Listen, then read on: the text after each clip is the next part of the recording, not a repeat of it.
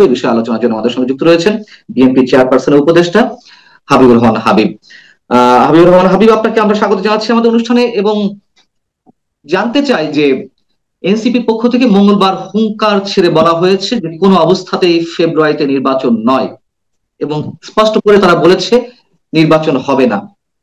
আপনারা বিষয়টিকে কিভাবে দেখছেন? আপনাকে ধন্যবাদ। আপনার অনুষ্ঠান, জনপ্রিয় অনুষ্ঠান যারা দেখছেন তাদেরকে সবসময় সালাম। আমিও কালকে শুনছি, আমি যখন ওই গ্লোবাল টিভিতে ছিলাম শেষের দিকে এসে আমাকে অ্যাঙ্কর বলতেছিলেন যে এই ঘটনা পাটোয়ারি একটাকে দিল, সরাসরি জি। কথা নির্বাচন হবে না। হুম। এটা কোনো রাজনৈতিক দলে কোনো নেতা বা মুখপাত্র হোক, নেতা হোক, যেই হোক না কেন, এইভাবে বলাটা কোনোভাবে শোভন না। নির্বাচন হবে না একটা রাজনৈতিক দল ইচ্ছার উপরে কি নির্ভর করে? এদেশে নির্বাচন কমিশন নেই, এদেশে কি সরকার নেই? সরকারও তো এইভাবে বলে না। তো এই যে যে কথাটা বললো, এটা কেউ কি ভালোভাবে গ্রহণ করেছে? আর আমি আপনাকে বলি যে তারা এমন কোনো বড় দলও না, এমন কেউ না। তারা গণঅভ্যুত্থানের সময় তারা ছিল, আমরা তাদেরকে সমীহ করি, স্নেহ করি, তাদের অবদান সেটাকে আমরা স্বীকার করি। তার মানে কি একা তারা করেছে তা তো না, সব দলের এখানে অবদান আছে। আমাদের অবদান অনেক বেশি আগের থেকেই, আমাদের শত শত মানুষ গুম হয়েছে, খুন হয়েছে। এবং জুলাই অভ্যুত্থানে আমাদের যত লোক মারা গেছে, তাদের যে দলের পক্ষে, তো সেই দলের তো একজনও মারা যায়। সাধারণ মারা যারা মানুষ গেছে তারা দাবি করতে পারে না তাদের লোক। এখন তারা বলছে যে নির্বাচন ততদিন পরে হবে যতদিন সমস্ত হত্যাকাণ্ডের বিচার হবে, সম্পন্ন হবে, তখন তা নাহলে শহীদদের কবর থেকে উঠে তাদের বাবা মার করে ফিরত দিতে হবে। এই শহীদদের প্রতি কি একাই তাদের দরদ, আর কারো দরদ নেই? সেটা হচ্ছে যে মার্কিন ভারপ্রাপ্ত রাষ্ট্রদূত ক্লাসি জ্যাকবসনের সঙ্গে তারা বৈঠক করলো সোমবার এবং সেখান থেকে বেরিয়েই তারা এই সুরে কথা বলছে। মানে বিষয়টি আসলে কি, যুক্তরাষ্ট্রের পক্ষ থেকে তারা তাদের পক্ষে কোনো সিগন্যাল পেয়েছে, নাকি এমনও শোনা যাচ্ছে যে যুক্তরাষ্ট্র তাদেরকে বলে দিয়েছে যে তোমরা যা পারো করো, আমরা এর মধ্যে নাই? এরকম নানান গুঞ্জন শোনা যাচ্ছে। আসলে বিষয়টি কি? যুক্তরাষ্ট্রের সাথে বৈঠকের না, পর, যুক্তরাষ্ট্রের আমরা রাষ্ট্রদূতের আমরা সঙ্গে বলি বৈঠকের মার্কিন পরপরই এমন যুক্তরাষ্ট্র, মন্তব্য? না, মার্কিন যুক্তরাষ্ট্র দেশ, প্রভাবশালী দেশ, হঠাৎ করে আজকে তো জন্ম হলো না। এর আগে বহুবার নির্বাচন দেশে হয়েছে, বহুবার নির্বাচনের জন্য মার্কিন যুক্তরাষ্ট্রের কাছে বিভিন্ন ভাবে বিরোধী দল হস্তক্ষেপ করার কথা বলেছে।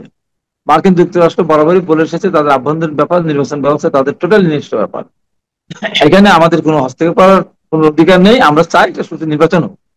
মার্কিন যুক্তরাষ্ট্র কোনোভাবেই বলবে না যে দেশের নির্বাচন না হোক।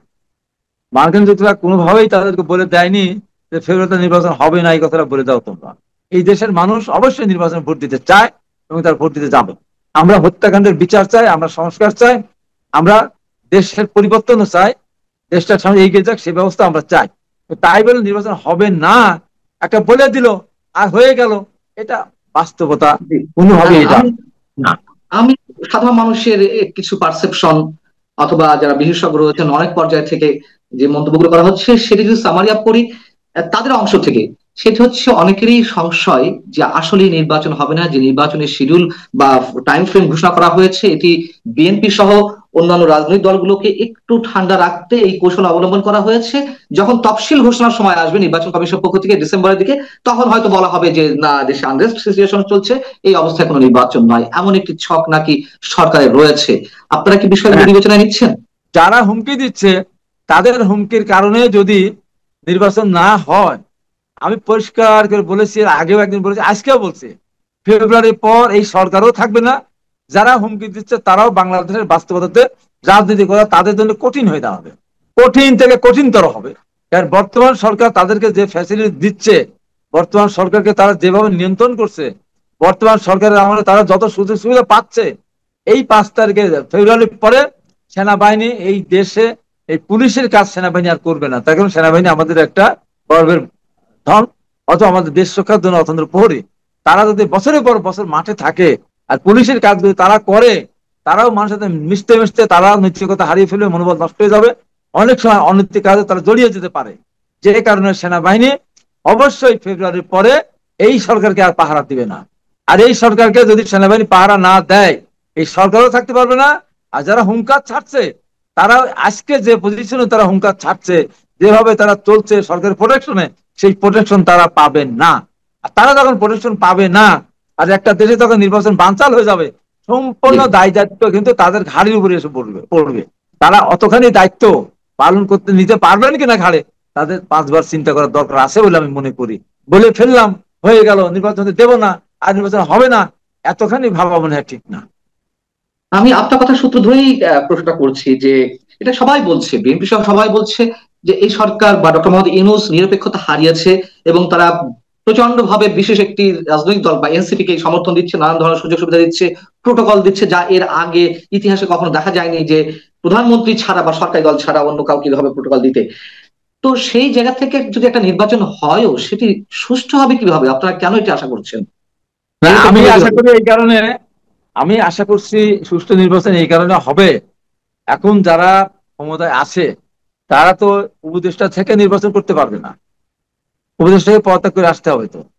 আর তো হুম। এখানে আওয়ামী লীগের মতো ঘরে ঘরে এমপি নেই তো, 300 আসনে এমপি আছে, তারা সংসদে পদত্যাগ করবে না, এমপি থেকে নির্বাচন করবে, মন্ত্রী থেকে নির্বাচন, মন্ত্রী তো থাকা অবস্থা নির্বাচন করবে, সেই সুযোগ তো নেই। অতএব জনগণের কাছে তো তাদের সেই গ্রহণযোগ্যতা থাকতে হবে তো, তাদের থাকলো না, মেসেজটা কি? আর তারা রাখলো না, জনগণ সমস্যা কি? তাদেরকে জনগণ তাদেরকে কেন বিশ্বাস করবে যে তারা দেশটা সুষ্ঠুভাবে পরিচালনা করতে পারবে?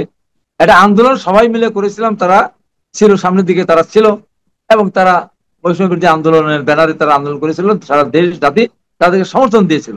তার না মানে ঠিক আছে, এই আমি না। বলছি এই প্রশাসন ডক্টর মোহাম্মদ ইউনূসের অধীনের এই প্রশাসন যদি ডিসফেভার করে বিএনপি প্রার্থীদেরকে অথবা অন্যান্য দলের প্রার্থীদেরকে, শুধুমাত্র এনসিপি প্রার্থীদেরকে ফেভার করে ইলেকশন ইঞ্জিনিয়ারিং এর মাধ্যমে অন্য কিছু ঘটানোর সম্ভাবনা আছে কিনা?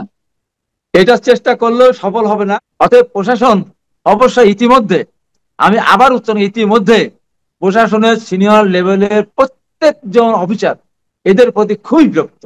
তার এদের দিয়ে ডক্টর ইউনূস সাহেবের অনেক ভালো কাজ, বন্ধু কাজ সব মিলানোর পর সবচেয়ে খারাপ কাজ যেটা উনি করেছেন আমার দৃষ্টিতে, সেটা এই যে বাচ্চা ছেলেদেরকে দিয়ে মন্ত্রিত্বের আসনে বসিয়ে 52, 53, 55 বছরের বিশেষ ক্যাডার, যারা সারা জীবন রাজনীতি মানে দায়িত্ব করে এসেছে, তাদের মাথার উপর বসিয়ে দিয়ে আলটিমেট তো তাদেরকে সারি বলতে হয়, মন্ত্রীকে তো সারি বলতে হয়, সচিব তো তাকে সারি বলবে। এই যে তাদের যে মনের কষ্ট, এবং এই সমস্ত ছেলেরা এদের সাথে সেই ব্যবহার করে না, এবং প্রত্যেকটা অফিসে যায়। আমাদের সাথে অনেকে তো এখন যারা সরকারি কর্মচারী কর্মকর্তা, তারা আমার মিনিমাম 7, 8, 10 বছরের ছোট, তারা বলে আমার এত হাই ভাই আর পারি না, জি। কবে একটা নির্বাচন হবে, জানি এরা তো অত্যাচার পাচ্ছি না, এরা সম্মান দেয় না। এক জায়গায় গিয়ে বলে এই কাজটা দিতে হবে, এইটা করতে হবে, অমুক দিতে হবে, পাঠাতে হবে। এই যে মানে কথা বলে যে একটা, এদের ভিতরে ম্যানারও নেই। তো এই জন্য এই যখন একটা নির্বাচনের সুযোগ আসবে, আমি মনে করি ডক্টর ইউনূস সাহেবের পক্ষ থেকে যত নির্দেশনা দেওয়া হোক না কেন, একজন অফিসার, একজন কর্মকর্তা, একজন নির্বাচনের সাথে দায়িত্বপ্রাপ্ত কেউই তাদের পক্ষে ভোট কাটতে যাবে না। আমি যাবে আপনাকে না, এই যে একটা প্রশ্ন তাদের ব্যবহারের এই যে কারণে। একটা প্রশ্ন, তাহলে তাহলে যদি তাই মানে বিষয়টা যদি তেমনই হয়, তাহলে কেন আমরা একজন নির্দলীয় ব্যক্তি, সর্বজন গ্রহণযোগ্য ব্যক্তিকে আমরা অন্তর্বর্তী সরকার বা তত্ত্বাবধায়ক সরকার বা অস্থায়ী সরকারের প্রধান হিসেবে দেখতে চাই? নিশ্চয়ই তিনি লেভেল প্লেইং ফিল্ড তৈরি করবেন বিধায় আমরা এমন একটি লোককে চাই। তো তিনি যদি নিরপেক্ষ না হন, তাহলে তাকে আমরা বসাবো কেন?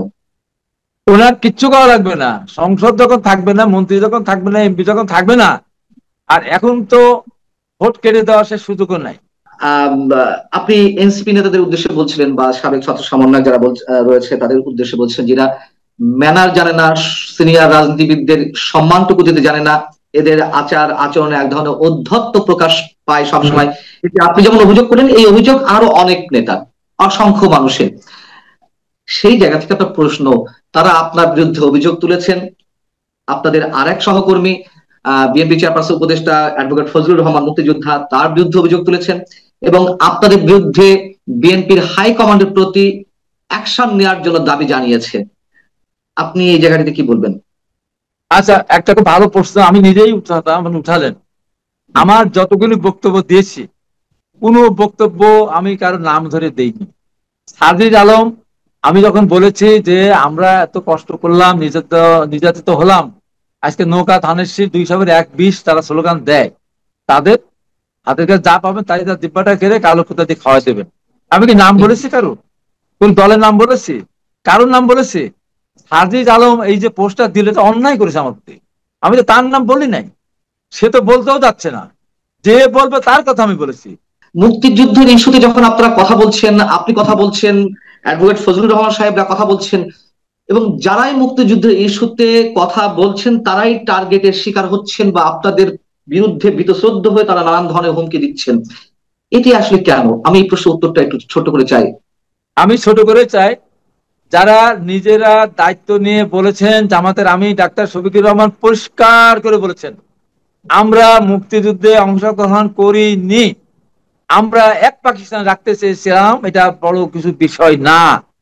আমি একজন মুক্তিযুদ্ধে অংশগ্রহণকারী একজন ব্যক্তি, ফজলুর রহমান একজন মুক্তিযুদ্ধ আপনার একটা থানা কমান্ডার ছিলেন, এবং আরো যারা মুক্তিযুদ্ধের আছে, তারা এইটা আমরা মানতে পারি না। কারণ যারা স্বাধীনতাকে স্বীকার করে না, যারা এখনো জাতীয় স্মৃতিসৌধে যায় না, তারা আজকে আমাদেরকে টার্গেট করবে, এটাই তো স্বাভাবিক।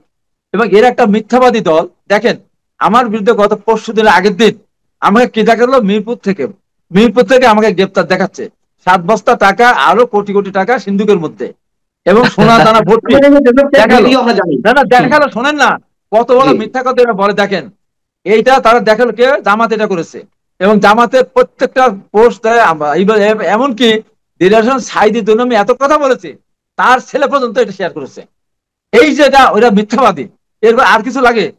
এটা কথায় কথা মিথ্যা কথা বলে। এই মিথ্যাবাদীরা, তারা স্বাধীনতার পক্ষে, তারা এখনো বাংলাদেশ স্বাধীনতা স্বীকার করে না। স্বাধীনতার কথা বললেই তাদের গায়ে আগুন ধরে যায়।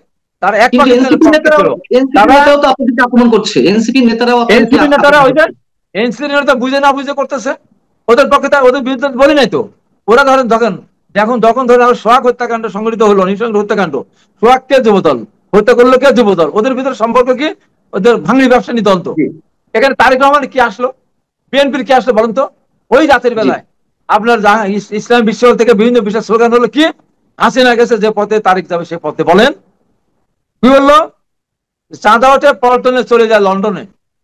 বললো কি, জি টিনের চালে কাওয়া, তারেক রহমানের হাওয়া না কি যেন একটা বাজে স্লোগান দিল। বলেন আপনি এটা বলতে পারে? এটা বলতে পারে বলেন আপনি? তারেক রহমান তো তার পরবর্তী ওই দিন তার বলার সুযোগ নেই, পরদিন ওই পরিষ্কারকে বহিষ্কার করতে বললেন, ওদেরকে ওদের বিরুদ্ধে মামলা করতে বললেন। পরবর্তী সময় আমাদের কোনো আইনজীবী যেন ওদের জন্য কোর্টে না দাঁড়ায় ওদের পক্ষে, সে নির্দেশনা দিয়ে দিলেন। তাহলে এই যে স্লোগানগুলি দিল তারা, দেওয়ার পরে আমাদের অনেকগুলো বিলবোর্ড ভেঙেছে, অনেক অফিসে আগুন দেওয়ার চেষ্টা করেছে, এমনকি পরদিন পার্টি অফিসে বোম পর্যন্ত তারা মেরেছে। বলেন তো আপনি? তারপর গাজীপুরে একটা হত্যাকাণ্ড সংঘটিত হলো, সাদির সাথে সাথে পোস্ট দিল, জি। কি বললো? যে বিএনপি করেছে। এখন পরবর্তী হুম, প্রশাসন বলছে যে এটা ছিনতাইকারীরা এই কাজটা করেছে। তাহলে এই যে জি অন্যায় তারা করলো একটার পর একটা, এই জন্য 10 কোটি টাকার মানহানি করেছে। আমার এটা যদি সে প্রত্যাহার না করে, আমি তার নামে মামলা করবো। তাই আমি তো তার নাম বলি নাই, আর আমি জি জামাতের হাত পা অনেক- ভেঙে দেওয়ার কথা বলি নাই। আমি ধানের শীষের বাইরে কাউকে ভোট দিলে তাকে মারা হবে, তাও আমি বলি নাই। হুম, আমি বলি না যে দাঁড়িপাল্লার লোককে ভোট দেওয়া যাবে না, আমি বিএনপির জি দেশের মানুষকে আমরা বলিনি। শেষ করবো। আমি আমার কর্মীদেরকে বলেছি, কোন নেতা যদি তোমাদেরকে ধানের শীষের বাইরে নৌকা নাই দাঁড়িপাল্লা দিতে বলে, জি জি সে আসতো, বাড়িতে আসতে পারবে কিনা নেতা কর্মীদের কাছে, আমি এটা আমার কর্মীদেরকে আমি বলেছি। আমি তো অনেক ধন্যবাদ। আমি তো সাধারণ মানুষকে বলিনি। আমি বুঝতে পারছি। তাহলে এখানে জি সাজিদ আলমের পোস্টটা কেন দিল? কেন দিলে পোস্টটা? আমি বুঝতে পারছি। অনেক ধন্যবাদ। আমরা শেষ করবো। হাবিব রহমান হাবিব, আপনাকে অনেক অসংখ্য ধন্যবাদ আমাদের সঙ্গে যুক্ত থাকার